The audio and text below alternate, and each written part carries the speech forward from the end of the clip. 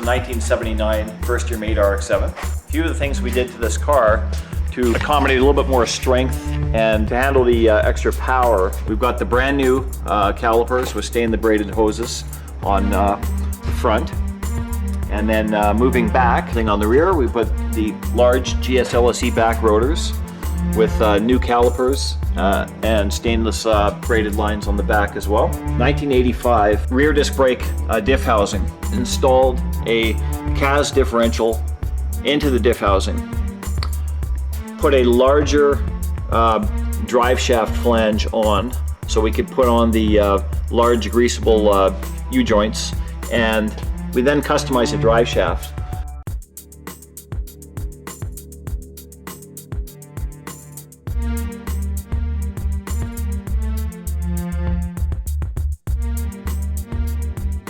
The cross member on the transmission. This is actually a Series 5 transmission which has been modified. We have some polyurethane bushings and some extensions to make room for the longer 3-rotor engine. This car actually just had a twin disc clutch and chromoly flywheel attached to the counterweight before we put this T2 transmission in. We had to make these custom cross members to mount this engine assembly in the car, which is what we're looking at now. This is the lower one, and it's a piece that we built and then had powder coated. We used some FD engine mounts in the middle, and then we went ahead and made a cross member on the front of the engine to couple the two custom cross members together. We did put a second-gen oil cooler on the bottom here with some Earl's fittings and stainless braided hose.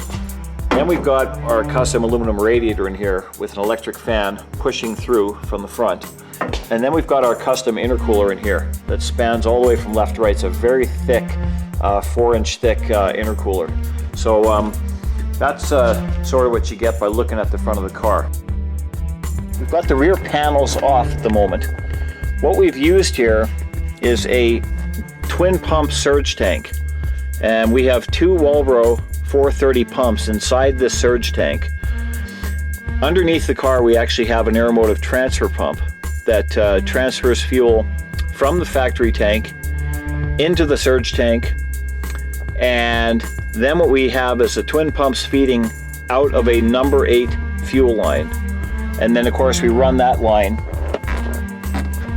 through bulkhead fittings, through the floor, and then underneath the car up to the engine bay.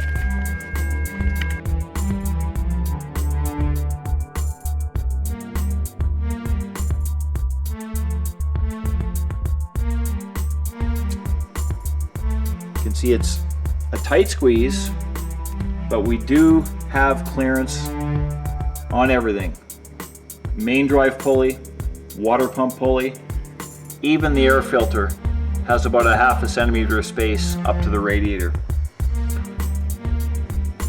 Dry cell battery, 6 high energy XL coils mounted on a custom coil bracket, some MSD wires that we built for the ignition. We've got our gauge adapter underneath the oil pedestal to do our oil temp and oil pressure gauges. There's our fuel pressure regulator with the fuel pressure gauge on the front.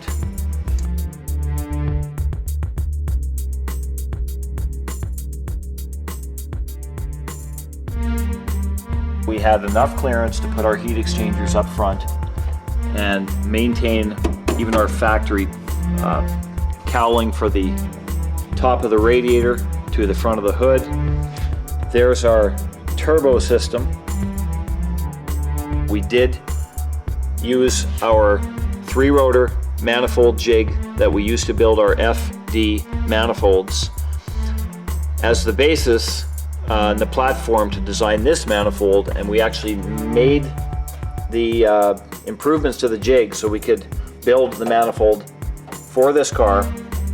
Once we had the manifold built and powder coated, we put our wastegate dump and custom 3.5-inch downpipe, which we fabricated off the same jig, and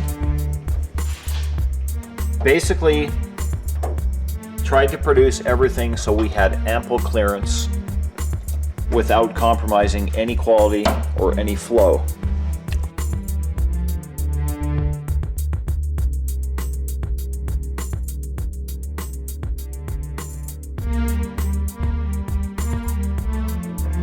So now the fun part. We're going to start the car. Let's fire it up.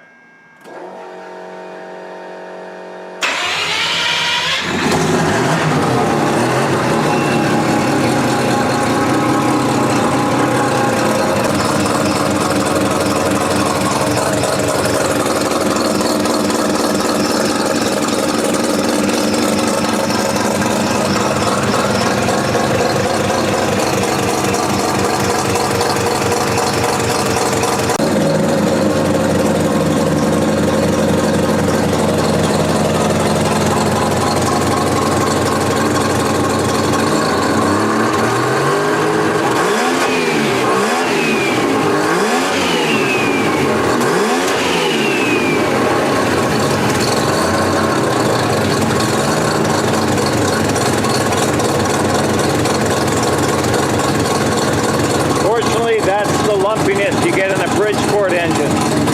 That's going to be its base idle, which is about 1600 RPM, 1500